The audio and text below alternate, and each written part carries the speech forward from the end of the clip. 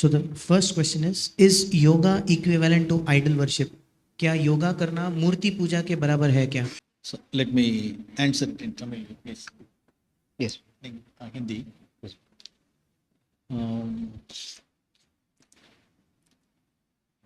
As I was working in school, I have come across this. मैं school में काम करता हूँ, इस कारणवश इन चीज़ों के विषय में मुझे संभालना पड़ा था, गुजर के जाना पड़ा था।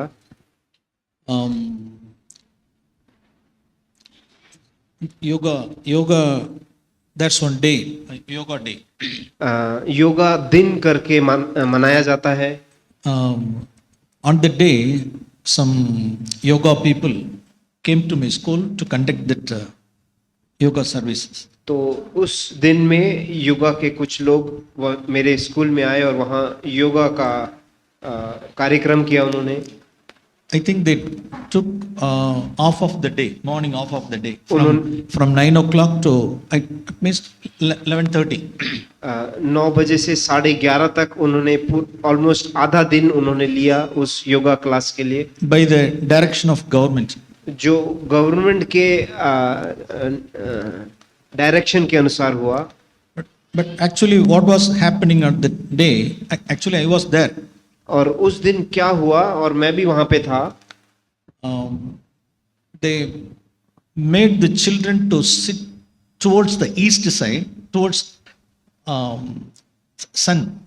और उन्होंने सारे बच्चों को इस दिशा में बैठाया जहां से सूरज उगता है, ईस्ट की ओर।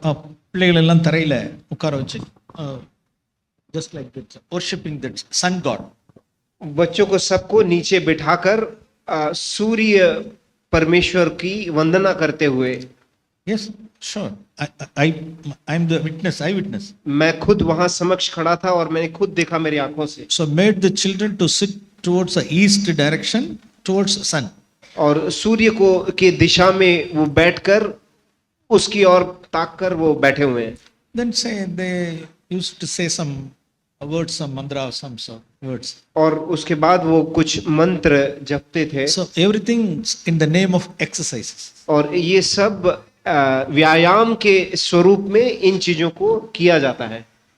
So now இப்போ என்னுடைய பிள்ளைகள், என்னுடைய grandsons, मेरे बच्चे और मेरे जो बच्चों के बच्चे हैं, I have asked my sons in Chennai or Bangalore, मेरे बच्चे जो बंगलोर और चेन्नई में हैं, you please give your school children's admission in the school where it's not compulsion. ऐसे स्कूल में आप उनको उनका दाखिला कीजिए जहां पर ऐसे योगा प्रोग्राम कंपलसरी नहीं है। இப்படிதான் நம்ம அவாய்ட் பண்ணணும். We have to avoid certain things. इस रीति से हमें इन चीजों से हमें बचना है या अलग रहना है। Now straight away we cannot answer this is yoga is equivalent to idol worship. Straight away we cannot say. हम सीधी रीति से इन दोनों को तुल्य है करके योगा और मूर्ति पूजा एक समान है करके हम सीधा नहीं बोल सकते। But the spirit is there. परंतु उसकी जो आत्मा है वो उसी दिशा की ओर जा रही है। So in various means these people are all coming into our children's side. और कई रीतियों के द्वारा वो बच्चों तक पहुंच रहे हैं ऐसी चीजों के द्वारा। So we parents we have to be so wise. इसलिए हमको अधिक बुद्धिमानी से संभालना जरूरी है। Even in some of our children's cases, हमारे बच्चों के कई कलीसिया के बच्चों के बीच में भी when the parents, when they requested that head of the institution, the principal said don't allow our children for this yoga exercises, our children are all facing some embarrassment in the class because of this teachers. और जो माता पिता उनके बच्चे के प्रति अपने उनके हेडमास्टर के पास या टीचर के पास जाके बोलते हैं कि इस प्रकार से हमारे बच्चों को इन चीजों में ना रखें, तो उनको क्लास में उन टीचरों के द्वारा उनको निंदित किया जाता है या नीचे देखा जाता है। What would the head of the institution or the teachers would say? See, it's an ordinary exercise. Why do you take it as extremely? Don't be an extremist. और जब ऐसे हम उनके पास जाके इन चीजों को बताते हैं तो वो बोलते हैं ये तो केवल साधारण सा एक व्यायाम है, इन चीजों को आप इतना अधिक एक्सट्रीम में क्यों बात कर रहे हो, ऐसे क्यों आप सोचते हो। So there are some oppositions. इस प्रकार से कुछ विरोध हमारे बीच में आता है। So in order to avoid all these things, better if we get admission in such a schools, it is better तो इन without it should not be compulsion. इसलिए ऐसे चीजों में बचने के लिए अच्छा है कि ऐसे स्कूल में दाखला ले जहां पे ये चीजें कंपलसरी नहीं है। Second question, whenever we want to go to a meeting, though through my wife there are some obstacles. She also does not want to go, nor does she want me to go. So should I attend the meeting or listen to my wife? Please guide me. जब भी हमें सभा में जाना होता है तो मेरी पत्नी के द्वारा बार बार रुकावट पैदा होती है, ना तो वो साथ में जाना चाहती है और ना ही हमें जाने देना चाहती है। तो ऐसी परिस्थितियों में हमें जाना चाहिए या उसकी बात को मानना चाहिए? कृपया उचित मार्गदर्शन करें। As husband is the head of the home, पति जो है वो घर का मुखिया है। so these are all the things he should take the firm decision. इन सब चीजों में ही उनको एक धैर्य के साथ निर्णय लेना है। He should act like man, वहां उसको एक पुरुष के समान निर्णय लेना है, especially in seeking the kingdom or seeking his righteousness, seeking God. परमेश्वर का राज्य ढूंढना, परमेश्वर को ढूंढना, इन सभी चीजों में उनको वो पहला स्थान लेना है। If our life partner is not interested in it, अगर मेरा जो सहभागी है वो मेरे साथ नहीं है इन चीजों में, okay, you leave her. You cannot compel her. You cannot force her to come. उनको छोड़ दीजिए, उनको आप जबरदस्ती नहीं कर सकते ये चीजें करने के लिए। But at any cost, you should not be influenced by her. पर भी कोई भी कारणवश उनके द्वारा आप इसमें ठंडे नहीं होने चाहिए। You have to take a firm decision. इन चीजों में आपको एक कठोर निर्णय लेना है, Then only you can be the disciple of Lord Jesus. तभी आप एक प्रभु यीशु के शिष्य बन सकते हो। In Luke chapter 14, लूका 14वें अध्याय में हम पढ़ते हैं, among the first three conditions for the discipleship, वो शिष्य बनने के 3 कंडीशन के विषय में हम पढ़ते हैं। Luke 14:26. लूका 14 का 26 Verse 26, that's the first condition for the discipleship. पहला कंडीशन ऐसे लिखा हुआ है, If anyone comes to me and does not hate his own father, mother, wife and children, brothers and sisters, and even his own life, he cannot be my disciple. Verse 26. 26वां वचन, यदि कोई मेरे पास आए और अपने पिता और माता और पत्नी और लड़के वालों, भाइयों और बहनों वरन अपने प्राण की भी अप्रिय न जाने तो वह मेरा चेला नहीं हो सकता। Yes, this is the place where we should allow the flaming sword to fall upon that relationship. ये वही स्थान है जहां पर वो अग्निमय तलवार हमारे संबंधों के बीच में गिरना चाहिए। Yes, one thing is honoring our wife, the other thing is hating our wife. एक है हमारे पत्नियों का आदर देना, दूसरा है हमारे पत्नियों को अप्रिय जानना। We should, as a disciple, we should know both things. हमें एक शिष्य होने के नाई ये दोनों चीजों को जानना बहुत जरूरी है। So in the previous session we saw 1 Peter 3:7, we saw earlier. हमने पिछले सत्र में देखा 1 पतरस 3 में से, Yes, as she is the weaker vessel, we should give honor her. वो एक बलहीन पात्र होने कारण उनको आदर देना है हमें। But in the father's business, परंतु पिता के वो व्यवसाय में if she comes such an obstacle means we should hate it. अगर वो एक बाधा के रूप में आती है तो हमें उसको अप्रिय जानना है या घृणा करना है। That we should allow the flaming sword to fall upon that relationship. तो वहां पर वो अग्निमय तलवार हमारे रिश्तों के बीच में गिरना चाहिए, Then only we can be the disciple for the Lord. तभी हम उसके चेले बन सकते हैं। Next question. 1 John chapter 5 verse 17 says, all unrighteousness is sin, and there is sin not leading to death. I want to know which sin does not lead to death. In Hindi, Still people are wherever the Q&A session, this question will definitely come. जहां पर भी प्रश्न उत्तर का ऐसा समारोह रहता है वहां ये प्रश्न जरूर आता है। That's some sort of curiosity to ये know. कुछ अज्ञान चीज को जानने की वो इच्छा। So, what I want to tell them, मैं उन सबों से यही बोलना चाहता हूँ, all unrighteousness is sin. सारे अधार्मिकता पाप है। First, let us work on it. हम उस पर काम करेंगे। So, what are all the things we know that is unrighteousness? हम Hate it. जो भी चीज जो अधार्मिकता हम जानते हैं उन सब पर को घृणा करेंगे God will give light. और प्रभु हमको और प्रकाश देगा। So, don't be probe into that. What is this sin or that sin? इसलिए अंदर घुसकर ये क्या है वो क्या है अंदर जाने की जरूरत नहीं है। If my children spend a lot of time on mobile phones, what should I do? अगर मेरे बच्चे मोबाइल फोन पर बहुत समय बिताते हैं तो मुझे क्या करना चाहिए? English again. If my children spend a lot of time on mobile phones, what should I do? Yes, yes. Nowadays, in this generation, it's a big struggle. आज के दिन में एक बहुत कठिन परिस्थिति है इन चीजों के विषय में। But we should not allow them to go on their own way. हमको उनको पूरी रीति से स्वतंत्रता नहीं देना कि वो अपने रीति के अनुसार चलते रहें। They are under the law. वो न्याय के अधीन है। We should exercise authority over them. उनके ऊपर हमें हमारा अधिकार जताना है।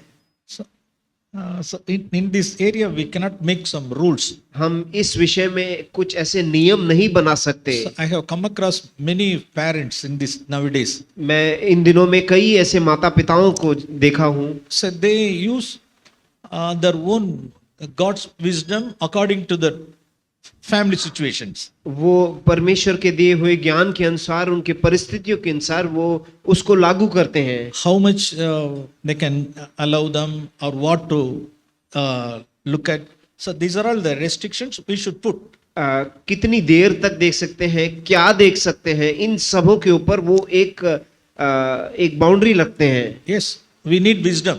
हम इन ये करने के लिए हमें बुद्धि की जरूरत है। Before COVID, कोविड से पहले actually we parents, we didn't give this mobiles to our children. हम हमारे बच्चों को कभी मोबाइल देते ही नहीं थे। But after COVID, परंतु कोविड के बाद so because of this online classes and everything, क्योंकि ये ऑनलाइन क्लासेस का शुरुआत उसके बाद हुआ, as parents, we ourselves have given mobiles to the children. हम माता पिताओं ने खुद से अपने बच्चों को ये मोबाइल दिया है उनके हाथों में। One of the evil aspect, evil feedback, evil consequence of this COVID.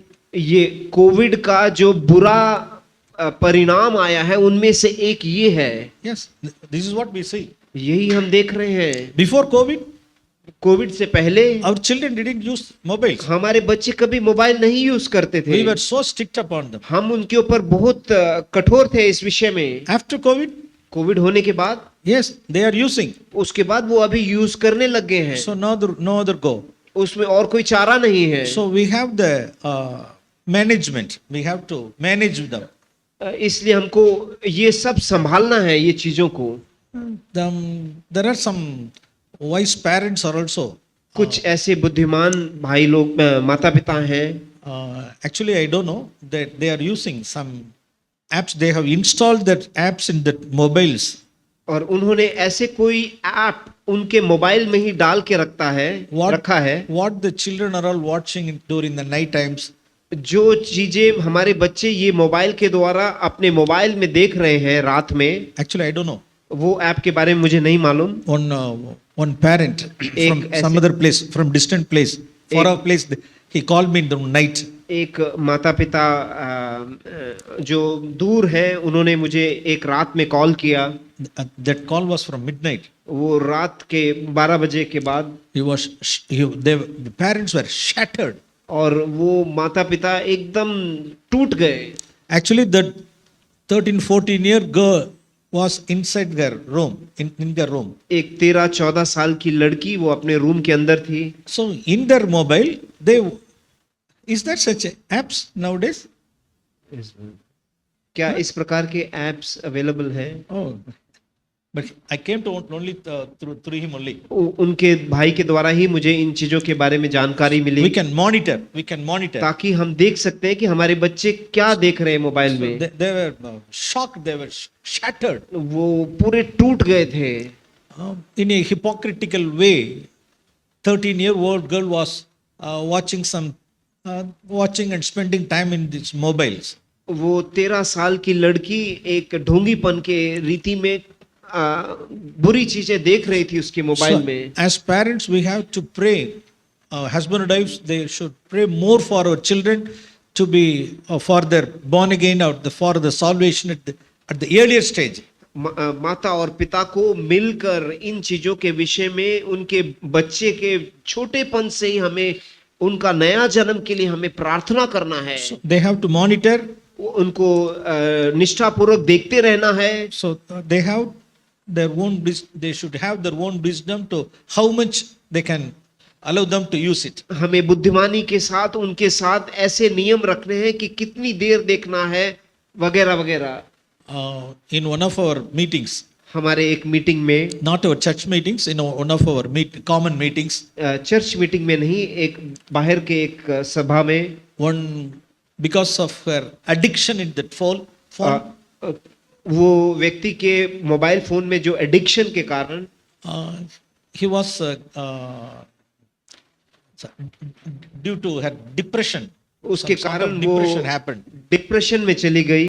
So because we the responsible brothers, they told the young girls or boys not to use during the time of conference meetings. तो उस सभा के समय में उन्होंने ऐसे नियम रखा था कि कोई भी मोबाइल नहीं यूज करेंगे। So without that mobile, वो मोबाइल ना होने के कारण so 1 or 2 hours she couldn't. वो वहां 1 या 2 घंटे वो रुक नहीं पाए मोबाइल के बिना। Some sort of got into depression. तुरंत वो डिप्रेशन में आ गई, वो 2 घंटे मोबाइल ना मिलने के कारण। Then we sent that girl back to home also. और उस लड़की को हमें उनके घर भेजना पड़ा। See how serious that addiction. सोच के देखिए ऐसे कितने अधीन हो जाते हैं इस मोबाइल के। So how did it start? ये इसका शुरुआत कैसे हुआ होगा? Anything, it start from the beginning, from the little thing only. और उसका शुरुआत हमेशा छोटी चीजों से ही होती है। So from the beginning itself, in the initial stage itself, we should have control upon them. इसलिए हमको शुरुआत में ही इन चीजों के ऊपर एक प्रतिबंध लगाना है। Otherwise, we have to face some certain harmful consequences. नहीं तो हमें अंत में बहुत बड़ा ऐसा एक तकलीफ से गुजरना पड़ेगा। Okay. Next question. Should we touch our elders' feet to show our respect to them? क्या हमें अपने बड़ों के या जो बुजुर्ग है उनके पैर छूकर उन्हें सम्मान देना चाहिए, दिखाना चाहिए? Again, Should we touch our elders' feet, those who are older than us, to show our respect to them? so this is heathen. This is the heathen way of respect.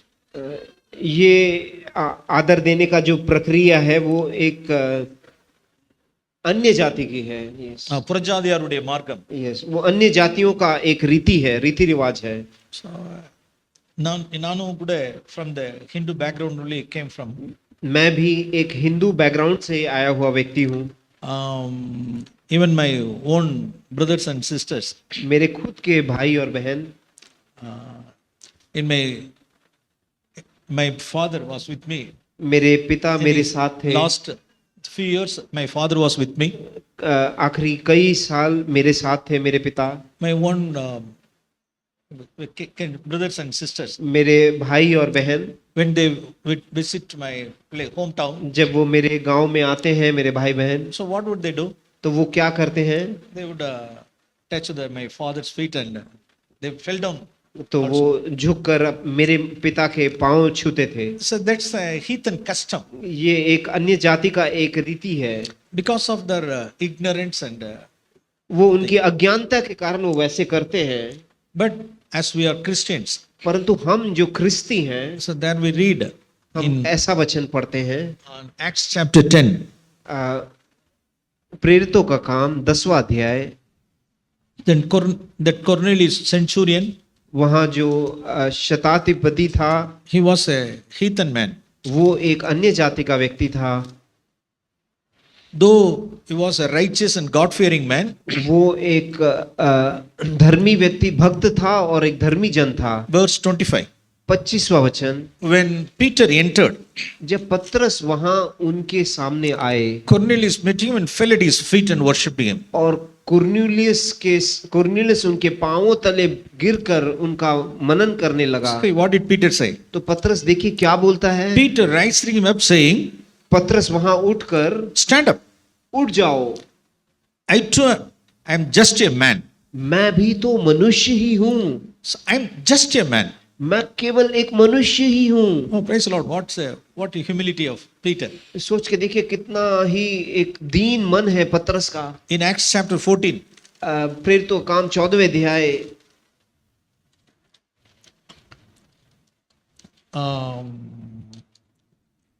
about Paul and Barnabas, पौलुस और बरनबा के विषय में हम पढ़ते हैं। verse 12, 12वां वचन, they began calling Barnabas Says and Paul Hermes because he was the chief speaker. और उन्होंने बरनबा और जो ज्यूस और पौलुस को, Verse 14, Acts 14. When the apostles Barnabas and Paul heard of it, they tore their robes and rushed out to the crowd, crying out, saying, Men, why are you doing these things? We are also men of the same nature as you. उन्होंने वहां पे जब उनकी आराधना करने लगे तो तुरंत उन्होंने अपने कपड़ों को फाड़ कर उन्होंने बोला, हम भी केवल मनुष्य हैं, आप इस प्रकार से क्यों हमारी आराधना कर रहे हो। So this is about Paul. ये पौलुस के विषय में है। Acts 10 about Peter. और जो प्रेरितों काम 10वें अध्याय में देखा वो पतरस के विषय में था। In Revelation, in 2 references, we say about the angels. और प्रकाशित वाक्य दूसरे अध्याय में हम 2 ऐसे रेफरेंस देखते हैं। So either angels or Peter or Paul, वो चाहे वो स्वर्गदूत हो या पतरस हो या पौलुस हो, they all refused to take it. उन सबों ने ऐसा आराधना नहीं स्वीकारा। So we have to turn back to the Bible culture, not the heathen culture. इसलिए हमें बाइबल की रीति की ओर बढ़ना है, ना कि अन्य जातियों की रीतियों के अनुसार। Yes, we have to respect them. हाँ, हमें उनका आदर करना है। We should not act in a disrespectful way. उनके साथ एक अनादर के साथ नहीं जीना है। So what in my life, what in the past I have done like this. मेरे So जीवन में instead of touching feet, I will touch my hands. Some sort of respect, no? इसलिए मेरे जीवन में मैं क्या करता हूँ, किसी से मैं मिलता हूँ तो मैं उनका पाँव नहीं छूता, उनका मैं हाथ पकड़ लेता। But some of my relatives would say to me, लेकिन मेरे जो रिश्तेदार है वो इस प्रकार से मुझसे बोलते "Hey, हैं, fall down, fall down." पाँव पे पाँव छुओ, पाँव छुओ। See, he is such an elder man. वो देखो कितने बूढ़े हैं, बुजुर्ग हैं, Fall down. उनके पाँव छुओ ना। Now, just smile. Escape. हंस के दिखा के वहां से भाग निकलने का। Thank you. हाँ, धन्यवाद धन्यवाद। That's all. बस We have to avoid certain तो things. ऐसे चीजों से हमें बच के निकलना है। We have to come back to the Bible culture. हमें वो बाइबल के रीतियों के अनुसार चलना है। Okay. Brother, you want time? Next question. When we call some leader for meetings, and if that brother constantly says that I will come, God willing, or I will come when I am led by my spirit, is that leader right if he says that? जब हम किसी भी अगुए को सभाओं के लिए बुलाते हैं और वो भाई अगर लगातार कहता है कि परमेश्वर की इच्छा है तब आऊंगा, या जब अपने आत्मा में अगुवाई होगी तो मैं आऊंगा, तो क्या ऐसा कहना उचित है क्या? Yes, I think if the leader is saying that, he has the freedom to come or not to come as God leads them. और मैं सोचता हूँ कि अगर अगुआ इस प्रकार से उत्तर देता है तो वो बिल्कुल सही है, क्योंकि उसके पास वो स्वतंत्रता है, अगर परमेश्वर उनकी अगुवाई करे तो वो आएंगे या नहीं तो नहीं आएंगे, Because he has a responsibility, he has a decision to make. क्योंकि उनकी जिम्मेदारी है, उनको ये निर्णय लेना है। He may not be able to practically go everywhere he is called. और शायद हर जगह जहां उनको बुलाया जाता है वो खुद से नहीं आ पाएंगे। So if someone has answered, if we invited, someone has answered, they'll pray and they will wait. We have to respect that and wait for till they agree. और अगर किसी ने बुलाया भी है पर सामने वाला व्यक्ति प्रार्थना करके विचार कर रहा है तो हमें उसका आदर करना चाहिए। Yes, he is right. He has a right to say that. He is accountable to God.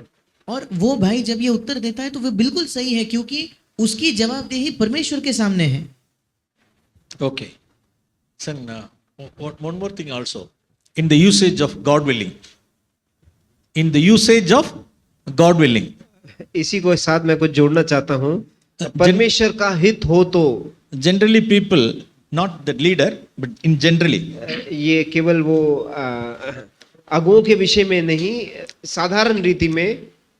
for example, in our family life, सोच के देखिए हमारे पारिवारिक जीवन में, for example, my wife asks something. सोच के देखिए मेरी पत्नी आके मेरे से कुछ पूछती है, So if she wants to buy certain thing, वो आके बोलती है कि मुझे कुछ ये चीज or खरीदना if है, she wants us to go somewhere, या बोलती है कि हमें इस जगह में जाना है। so in order to avoid this thing, I can use this usage. उन सबों में से बचने के लिए मैंने ये चीज बोला है, In a hypocritical way. एकदम एक ढोंगी रूप में मैंने बोला है। Actually, my intention is not that. I am against that. मेरा इच्छा ये है कि वो जो बोल रही है वो नहीं करना है। So, let me use. God willing, we'll do. God willing, we will go. इसलिए एक विशेष रूप में बोलता हूँ, हाँ परमेश्वर का हित हो तो हम जाएंगे, करेंगे। In on stage, what she said. God willing. You will say God willing. तो उन्होंने एक अवसर ऐसा आया कि उन्होंने बोला, आप तो हर बार यही बोलते हैं कि परमेश्वर की इच्छा हो तो, इच्छा हो तो। நீங்க வாங்கி தர மாட்டீங்க. आप நீங்க तो வாங்கி दो- தர आप तो खरीद के दोगे नहीं, நீங்க என்ன அழைச்சிட்டு போக மாட்டீங்க. आप तो लेके जाओगे नहीं मुझे, நீங்க அழைச்சிட்டு போக மாட்டீங்க, வாங்கி தர மாட்டீங்க. आप मुझे लेके नहीं जाओगे, आप खरीदोगे भी नहीं, But easily would say God willing. और आराम से बोल देते हो परमेश्वर का हित हो तो। So அப்படி நம்ம God willing யூஸ் பண்ண கூடாது. ऐसे हमें परमेश्वर का हित नहीं वापरना we है। should not use that God willing. वो परमेश्वर का हित हो करके हमें एक व्यर्थ रूप में नहीं बोलना है। நாம் ரியலிஸ்டிக்கா இருக்கணும். We have to be realistic. हमें उसमें एक सच्चाई होनी चाहिए हमारे बोलने में। According to the 10 commandments, the third commandment, no, we should not use God's name in vain. जो 10 आज्ञाओं के अधीन में के अंदर में तीसरा जो है, परमेश्वर के नाम को तुच्छ या नीचा नहीं दिखाना है, நாம் बोलना realistic. है। We have to be very honest. हमें इन चीजों में हमारे जीवन में एक सच्चाई होनी चाहिए। Okay. Next question. What are some common obstacles that might be keeping me from consistently reading the Bible, praying and following Jesus, and how can I overcome these obstacles? Hindi में, ऐसी कुछ सामान्य बाधाएं या रुकावटें क्या है जो मुझे लगातार या निरंतर बाइबल पढ़ने में, प्रार्थना करने में और यीशु का अनुसरण करने से जो रोकती है, और इन बाधाओं को, इन रुकावटों को मैं कैसे दूर कर सकता हूँ या कैसे उन पर विजय पा सकता हूँ? So there are many obstacles. ऐसे कई बाधाएं हैं। One obstacle may not be the obstacle for some other thing, some other person. एक बाधा दूसरे के लिए एक बाधा का कारण ना हो, Or that obstacle may not be the obstacle for this person. और उस व्यक्ति को जो बाधा है वो शायद तीसरे व्यक्ति के लिए ना हो। But we have to overcome it. परंतु हमें इन सबों के ऊपर जय प्राप्त करना है। For prayer, for reading, for fellowship. प्रार्थना के लिए, आराधना के लिए, संगति के लिए। So these are all the very essential things. ये सारी चीजें बहुत जरूरी है। Reading God's word, परमेश्वर का वचन पढ़ना, spending time in prayer, समय बिताना प्रार्थना में, seeking fellowship with the brethren. आत्मिक संगति के लिए भाइयों के साथ Yes, मिलना। we all face obstacles, ये सब चीजों में hindrances and obstacles we face. हम सबों को कई बाधाएं और रुकावटें आती हैं। Above all, इन सबों के ऊपर that's a fight. That's a fight. We should fight that fight. वहाँ एक युद्ध है हमारे अंदर। For example, you take at the age of 80, Moses. सोच के देखिए, 80 साल की आयु में मूसा, He was 80. 80 साल का था। He was 40 days in the mountain 40 दिन वो पर्वत के ऊपर थे, to get the commandments. वो 10 आज्ञाओं को लेके आने के लिए। 80 years old man 80 साल का व्यक्ति under 40 days fasting, 40 साल के उपवास के बाद he was in the mountain to get the law. वो 40 दिन वहां थे, वो 10 आज्ञाओं को पाने के लिए। That's why God revealed his character, revealed his ways to Moses. इसीलिए परमेश्वर की रीतियों को मूसा को सिखाया। But the Israelites, they only knew the deeds of the Lord. परंतु इजरायलियों को केवल परमेश्वर के क्रियों को ही भी जानते थे। Psalm 103. भजन संहिता 103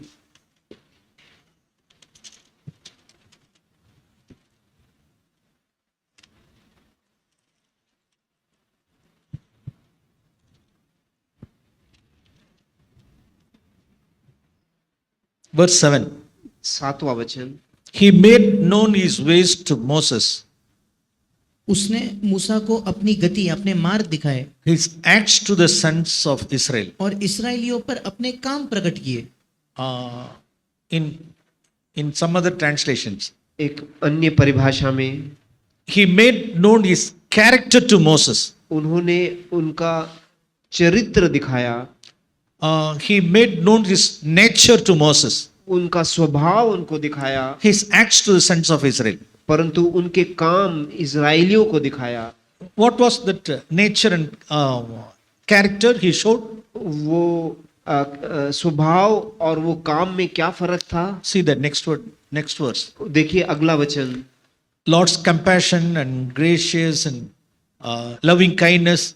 परमेश्वर कितना दयालु है, अनुग्रहकारी है, विलंब करता है क्रोध करने में। So these are all the characters and natures he made known to Moses. ये सारे स्वभाव मूसा को प्रभु ने दिखाया। Yes, he was fond of that. He was fond of knowing him. वो खुद से चाहता था कि इन चीजों का, प्रभु का स्वभाव वो जाने। At the age of 80, 80 साल की आयु में 40 days fasting 40 दिन उपवास करना, in the mountains. वो भी पर्वत के ऊपर। So these fellows, these Israelites, ये इजरायली लोग, they were, what were their religion? उनकी धर्म क्या था? Drinking, पीना, eating, खाना, sleeping, सोना playing with sexual games. और लैंगिक संबंध के ऐसे खेल खेलना। Yes, that's what we read in Exodus 32. यही हम निर्गमन 32 में पढ़ते हैं। That was the religion. उनके अंदर भी एक धर्म था। Eating, drinking, sleeping, playing, sexual place. खाना, सोना और लैंगिक संबंध का खेल खेलना। So God is a faithful God. परमेश्वर एक विश्वास योग्य He परमेश्वर है। honored Moses' faith.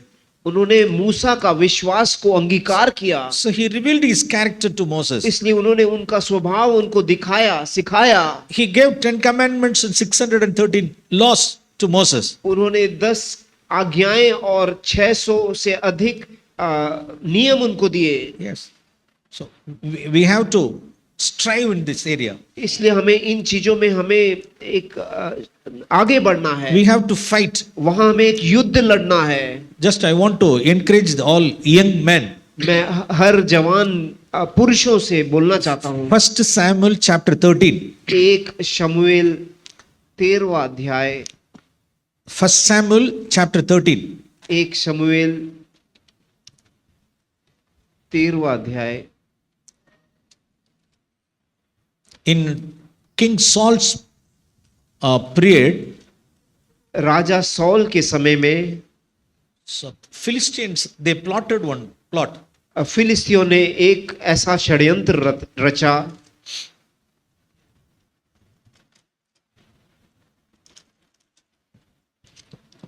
See,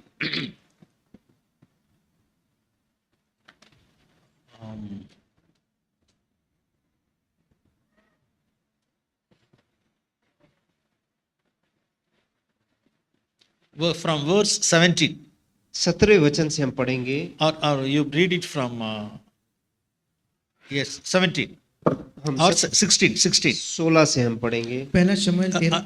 I all request you to see these verses, especially young men. मैं आप सबों से निवेदन करूंगा, विशेष करके जवान भाइयों से मैं निवेदन करता हूं कि ध्यान से पढ़े। This is one way of satanic scheme. ये एक शैतान का एक षड्यंत्र है। Please read it from verse 16. हम 16वें वचन से पढ़ेंगे। पहला शमूएल 13:16। और शाऊल और उसका पुत्र योनातन और जो लोग उनके साथ थे वे बेन्यामीन के गिबा में रहे और पलिश्ती मिकमाश में डेरे डाले पड़े रहे. In 17, the raiders came from the camp of Philistines in 3 companies. और वहां फिलिस्तियों के लोगों ने 3 रीति में उनके पास बेड़ा बना के आए. They divided into 3 companies. वो 3 भागों में बंटकर इनके पास आए So in different areas. और 3 भागों में खड़े थे. So what did they do? और उन्होंने क्या किया? Verse 19. 19वां वचन. No blacksmith could be found in all the land of Israel for the Philistines. और 19 वचन, इसराइल के पूरे देश में लोहार कहीं नहीं मिलता था. Otherwise, the Hebrews will make swords or spears. अगर होता तो इब्री तलवार या भाला बनाते लेते. So all Israel went down to the Philistines, each to sharpen his plowshare, his mattock, his axe, and his hoe. और 20 वचन, इसलिए सब इस्राएली अपने अपने हल की फाल और भाले और कुलाड़ी और हसुआ तेज करने के लिए पलिश्तियों के पास जाते थे. Verse 22, it came about on the day of battle that neither sword nor spear was found in the hands of any of the people who were with Saul and Jonathan, but they were found with Saul and his son Jonathan. और 22 वचन, इसलिए युद्ध के दिन शाऊल और योनातन के साथियों में से किसी के पास न तो तलवार थी और न भाला, वे केवल शाऊल और उसके पुत्र योनातन के पास थे. So this is the Philistines' plot. यही है फिलिस्तियों का वो षड्यंत्र. They started this scheme 1 year earlier. 1 साल पहले ही ये शुरुआत कर दिया था. They all removed the blacksmith वहाँ from this Israelites area. वो इजरायलियों के बीच से सारे लोहारों को वहां से हटा दिया. See, what a cunning fellows. सोच के देखिए कितने चतुर थे वो. So even nowadays, आज भी so governments कुछ governments are all, government that election, central government election or state government election is comes in 25, 26, 27 means they started to work from this year onwards. 2 साल 3 साल पहले ही इलेक्शन होने से पहले ही वो आज ही शुरू कर देते हैं कार्य. Silently. और एकदम शांत रीति में अपना कार्य करते रहते हैं. This is satanic schemes. ये सब शैतान के वो षड्यंत्र हैं. So battle, when will the battle come? Battle will come after 1 year. Battle. जो युद्ध है वो कब आएगा? वो 1 साल के बाद आएगा. Yes. Before that battle, before 1 year, previously they did all these things. वो 1 साल पहले युद्ध से पहले ही ये सारा क्रियाक्रम उन्होंने कर दिया. After 1 year, when the battle comes, means when they found no weapons. और जब युद्ध होता है तो उनके पास कोई भी षड्यंत्र नहीं थे. Something like this. जैसे इस प्रकार से. So nowadays, instead of spending time in the Word of God, एक उदाहरण है कि जिस प्रकार से हम हमारा समय पवित्र शास्त्र पढ़ने के बजाय, yes, all our young children have to go to the battlefield a day. Now they are in the comfort zone. They are with the families in the church comfortable zone. They are very safe. हमारे जो बच्चे हैं वो आज परिवार में सुरक्षित हैं, उनको संभाला जाता है, परंतु एक दिन उनको युद्ध के लिए जाना है. Yes, a day will come. एक दिन आएगा. After +2 or higher secondary course, they have to go outside of the family or the local town. 12वीं होने के बाद उनको एक दिन आएगा जब उनको शहर छोड़ के बाहर जाना पड़ेगा. They have to face opposite sex, वहां उनको ऑपोजिट सेक्स के साथ उनको unbelievers. अविश्वासियों के साथ So मिलना जुलना पड़ेगा. they have to stay in the hostel. उनको हॉस्टल में रहना पड़ेगा. Yes, they have to face so many things. ऐसे कई चीजों में से उनको गुजर के जाना पड़ेगा. So those are the days of battlefield. वो है वो युद्ध के दिन. So they have to fight. वहां उनको युद्ध करना है. Before that, they have to be equipped with the Word of God. वहां युद्ध करने के जाने से पहले उनको पवित्र शास्त्र में अपने आप को युक्त करना है. They should be born again. वहां उनका नया जन्म होना They चाहिए. should be filled with the Holy Spirit. उनको पवित्र आत्मा से भरा जाना चाहिए. They should be enriched with the Word of God. They should be- Enriched. वो इस पवित्र शास्त्र से भरे हुए होने चाहिए. Instead of being equipped with these things, what they are engaged with mobiles. वो इन चीजों में भरने के बजाय वो किस में फंसे हुए हैं? मोबाइल में फंसे हुए हैं. Simply they are wasting their time. वो केवल अपना समय बर्बाद कर रहे हैं. So after the school career, when they go for studies, further studies, school का समय होने के बाद जब वो कॉलेज में पढ़ाई के लिए जाते हैं, is there any word of God in their heart? क्या उनके हृदय में कोई परमेश्वर का वचन है? Is there any weapon? Is there any spear or sword in their hands? क्या उनके पास कोई तलवार या भाला है? No sword, no spear.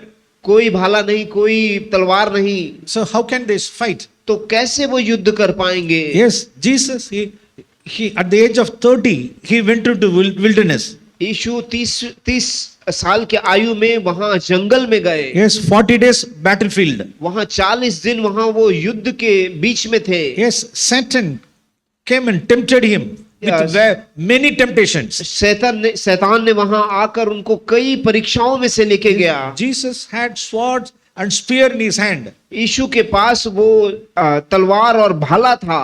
Yes, he quoted the verses from Deuteronomy. उन्होंने व्यवस्था विवरण से उन्होंने कई वचन बोले। So we should encourage our children or encourage our young people to study the word very seriously. इसलिए हमें हमारे जवान बच्चों को पढ़ाना है पवित्र शास्त्र को उसमें से गुजर के जाने के लिए।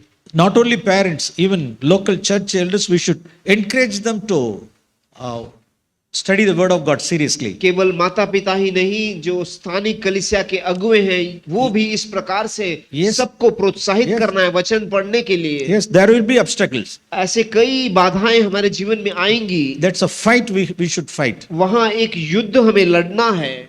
Next question. Since I was a child, I have always prayed for peace in my home and a good atmosphere in my home. But God felt silent. I didn't feel God answered that. So I believed He would answer, but nothing in my family changed. So now, when I have grown up as an adult, I still believe God is powerful. But because of my past, it makes me very hard to believe in God or fully trust in Him. And whenever something happens, I panic even while praying, because somewhere deep inside me there is my fear that God will again be silent when I need Him.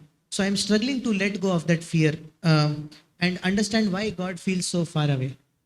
So सवाल ये है कि मेरे बचपन से मैंने मेरे घर में शांति के लिए और एक सुरक्षा के लिए प्रार्थना की थी, पर मुझे इस प्रश्न कभी परमेश्वर की ओर से कोई उत्तर नहीं मिला। और अब जब मैं बड़ा हो गया हूँ तो मुझे आज भी परमेश्वर के सामर्थ्य पर विश्वास है, पर मेरे अतीत की वजह से पूर्ण तौर पर उस पर भरोसा करना बहुत मुश्किल होता है। और जब चीज़ें मुश्किल हो जाती है तो मैं डर जाता हूँ, क्योंकि मुझे कहीं ना कहीं वो भय है कि फिर एक बार परमेश्वर चुप हो जाएगा, शांत हो जाएगा, और वो भय पर मैं विजय नहीं प्राप्त कर पाता। I think we should not live by what we feel. और हमें हमारी भावनाओं के अनुसार जीवन नहीं जीना चाहिए। We can start with giving our lives to Christ. और हम शुरुआत कर सकते हैं कि हम अपने जीवन को मसीह को दे दें। Surrender our life to Christ, and we can make that beginning. और हम अपने जीवन को मसीह को समर्पित कर दें, और वो शुरुआत से हम शुरू करेंगे। And it may be a long walk, our hearts secured in the love of God and enjoying peace. और परमेश्वर के प्रेम में अपना हृदय सुरक्षित होना, शांति का अनुभव होना, शायद इसमें समय लगेगा। But make a beginning by surrendering your life to Christ. पर शुरुआत कर सकते हैं अपना जीवन मसीह को समर्पित करके। And the Bible says, my just shall live by faith. और बाइबल कहता है कि मेरा धर्मी जन विश्वास से जीवित रहेगा। Our feelings are part of us, but we should not live by what we feel. हमारी भावनाएं हमारा हिस्सा तो है, पर हमें भावनाओं के हिसाब से जीवन नहीं जीना। God wants us to live by. और परमेश्वर चाहता है कि हम इससे जीवन जिए, By putting our trust in Him. कि हम अपना भरोसा उस पर डालें। Even things we don't understand, we can seek to trust Him. और जो चीजें हमें समझ नहीं आते उसमें भी हम ये ढूंढ सकते हैं कि हमें उस पर भरोसा करना है। And gradually that we can, the experiencing peace will become a reality in our lives. और धीरे धीरे वो शांति का अनुभव करना हमारे जीवन में वास्तविकता बन जाएगा। Next question. My father in law, my wives father wants my wife to start going to work again because our children have grown up now. He wants us to raise our standard of living as our other relatives are well to do. What should I do? God has given us enough to meet our needs. Hindi में मेरे पत्नी के पिता चाहते हैं कि मेरी पत्नी फिर से काम करना शुरू करे, क्योंकि हमारे बच्चे अब बड़े हो गए हैं और उनके पिता चाहते हैं कि हमारा जीवन शैली जो है वो थोड़ा ऊंचा हो जाए क्योंकि हमारे बाकी रिश्तेदार बिल्कुल संपन्न है। इस परिस्थिति में मुझे क्या करना चाहिए? परमेश्वर ने हमें अपने जरूरतों को पूरा करने के लिए पर्याप्त दिया है। In English, my father-in-law wants my Okay, my father-in-law wants my wife to work as our children have grown up. He wants us to raise our standard of living as our other relatives are well to do. What should I do? God has given us enough to meet our needs. in India. Bharat में I don't want to mention that state name. मैं उस state का नाम नहीं बोलना चाहता। In particular state, एक ऐसा स्टेट है, three things are very obvious and very strong. वहाँ तीन चीजें बहुत ही स्पष्ट हैं और एकदम ताकतवर है। In particular state, एक विशेष स्टेट में one is caste system, एक है caste system, another is dowry system, दूसरा है दहेज का प्रथा, another thing एक और चीज that is mother-in-law and father-in-law's domination. That's son and mother's attachment. वो माँ और लड़के के बीच का वो जुड़ाव और सास ससुर का दबाव। Even if they get married, if they are living in their own life, these parents, these my in-laws, they will poke into their life and लड़के की everything they will decide and they will run their lives. लड़के की शादी हो गई, लड़का और पत्नी वो कहीं दूर रहते हैं, तब भी ये माता और पिता उनके सारे कामों में जाके अंदर घुसेंगे। So this is who has to take the step, who has to take the action. वहां किसको कार्य करना है? See, that question starts, my father-in-law. मेरा ससुर। So what about the husband's role? Where is that husband here? यहाँ पे वो पति कहाँ पे है इस प्रश्न में? Is there husband there? वहां वो पति दिख ही नहीं रहे। Whether husband is there or not. वहां पति है कि नहीं? We have to question that question. ये प्रश्न को हमें प्रश्न पूछना है। So that question, who has to, the answer is for the question, that husband only.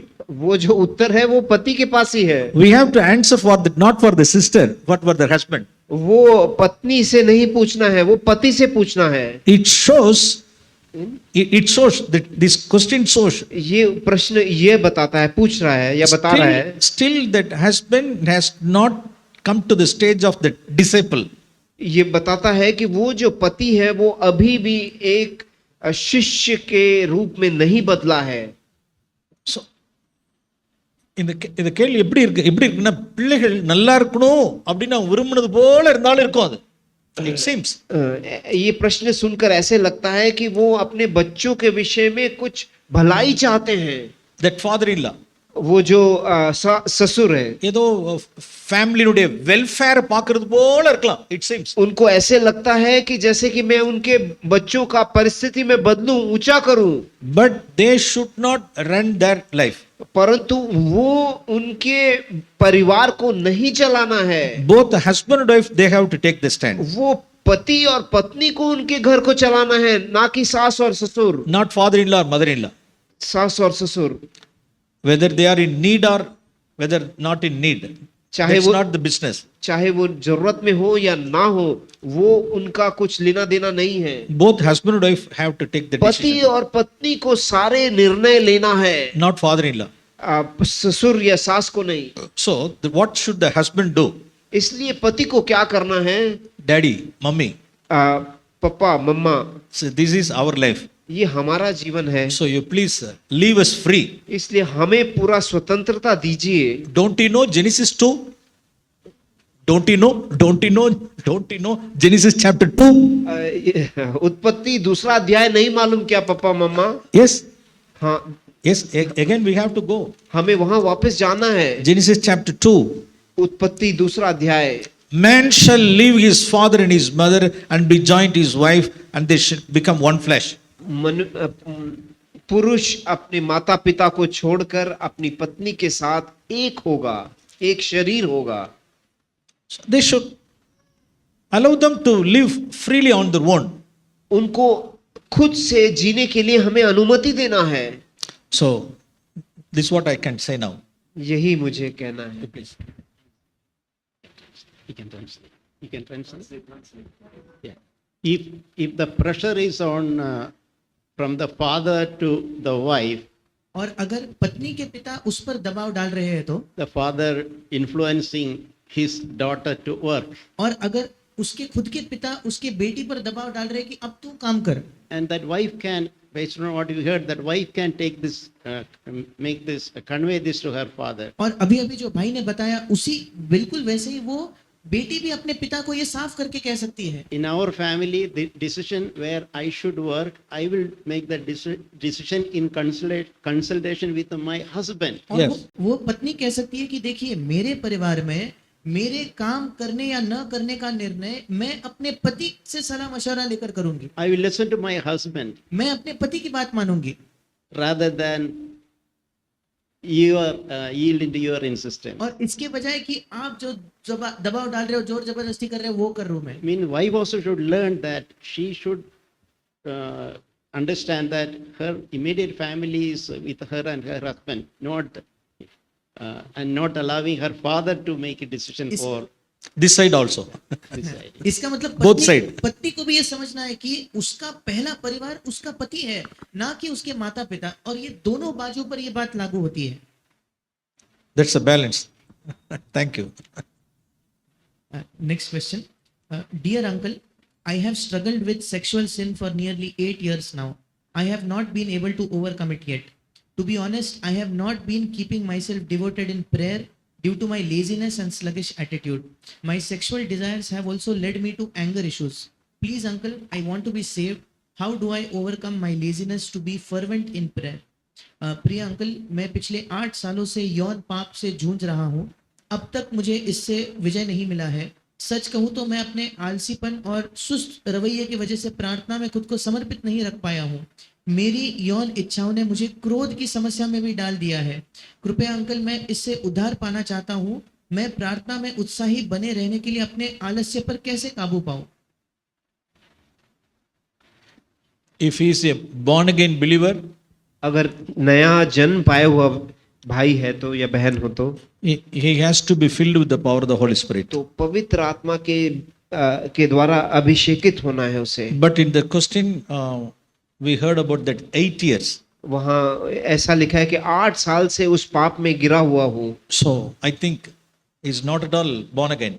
मेरा विश्वास है कि वो व्यक्ति नया जन्म नहीं पाया है। So if he is not yet born again, अगर उनका नया जन्म नहीं हुआ है yes, ask for the Lord for that born again experience. तो परमेश्वर से मांगे कि वो नया जन्म का एक अनुभव आपको मिले। So let him, may the Lord grant him repentance. परमेश्वर उनको पश्चाताप करने का एक अवसर दे। So he has to pray for that born again experience. इसलिए वो नए जन्म के एक उसमें से गुजर के जाने के लिए प्रार्थना करे। So he has to mourn and weep before the Lord. He परमेश्वर has के to accept, acknowledge his sins and confess his sins. परमेश्वर के सामने जाकर रोकर अपने पापों को अंगीकार करके उसमें से छुटकारा पाना है। How to return to my first love as it is mentioned in Revelation. When people become an idol, how to overcome and how to have a good married life that pleases the Lord. अपने पहले प्यार की ओर हम कैसे लौट सकते हैं, पहले प्रेम की ओर, जैसे प्रकाशित वाक्य में बताया गया है। और जब लोग मूर्ति बन जाते हैं तो हम उस पर कैसे विजय प्राप्त कर सकते हैं और एक अच्छा विवाहित जीवन कैसे जिए जो प्रभु को प्रसन्न करे। Yeah, it is a challenge for many of us. और ये हम में से कईयों के लिए एक चुनौती है। But when we remember how much the Lord has loved us, that will help us to love Him. जब हम याद करेंगे कि प्रभु ने हमसे कितना प्रेम किया, तो वो हमारी सहायता करेगा कि हम भी उससे प्रेम करें। And also when you meditate how much the Lord has forgiven us, that also will help us to love Him in return. और जब हम मनन करेंगे कि कितनी मात्रा में प्रभु ने हमें क्षमा किया है, वो भी हमारा सहायता करेगा कि हम मन फिराएं और लौट कर आए। What was second part of the question? When if people become an idol, how to overcome? People should not become an idol, then we are an idol worshipper. लोग हमारे लिए मूर्ति नहीं होने चाहिए, नहीं तो हम मूर्ति पूजक है। We should have only one God in our life. Either people or money, we should not worship. और हमारे जीवन में एक ही परमेश्वर होना चाहिए, ना ही लोग ना ही पैसा, हमें किसी केवल परमेश्वर की आराधना करनी है। Yeah, that is a decision of our will, और ये हमारे इच्छा शक्ति की एक निर्णय है that I will worship only the true God and not any people or money. कि मैं केवल सच्चे परमेश्वर की आराधना करूंगा, लोगों की नहीं, पैसे का नहीं। That means that Isaac has to be laid on the altar. और इसका मतलब इसहाक को वेदी पर रखने की आवश्यकता है। For one time, for Isaac became the idol for Abraham. और एक समय में इसहाक अब्राहम के लिए एक मूर्ति बन गया था, But he repented. पर उसने मन फिराया, He proved his love. उसने अपना प्रेम साबित किया। He went to Moriah. वो मोरिया पर गया, He laid his son on the altar. उसने अपने बेटे को वेदी पर रखा Even he ready to sacrifice his son. और उसको बलिदान करने के लिए भी तैयार हो गया। Yes, in our life, nobody, no human being, either our wife or children or husband, no one. We should not consider them as idols. We should not worship them as idols. और हमें अपने जीवन में किसी को भी मूर्ति के समान या पहला स्थान नहीं देना है, चाहे पत्नी हो, बच्चे हो, पति हो, किसी को भी नहीं। Okay. So, That last was how to have a good married life that pleases the Lord. okay, please. Please. Continuously we are listening in our CFC churches. हम निरंतर CFC कलीसियाओं में विवाह के विषय में हम सुन रहे हैं। So Brother Zach has spoken on this subject, many messages in our YouTube channel at cfcindia.com हमारे website also. YouTube channel cfcindia.com में भाई जैक के कई संदेश आप सुन सकते हैं विवाह के विषय में। So there are many messages. You can be encouraged. ऐसे कई संदेश हैं जो आप सुनकर प्रोत्साहित हो सकते हो। I also wanted to add, if any, in that last question, if any particular area, if you are struggling, we can take in-person help from one of the mature brothers or sisters. और अंतिम प्रश्न जो था विवाहित जीवन के बारे में, अगर कोई विशेष क्षेत्र है जहां आप संघर्ष कर रहे हैं, तो जो कलीसिया के और प्रौढ़ या सयाने भाई बहन हैं, उनकी सहायता हम ले सकते हैं।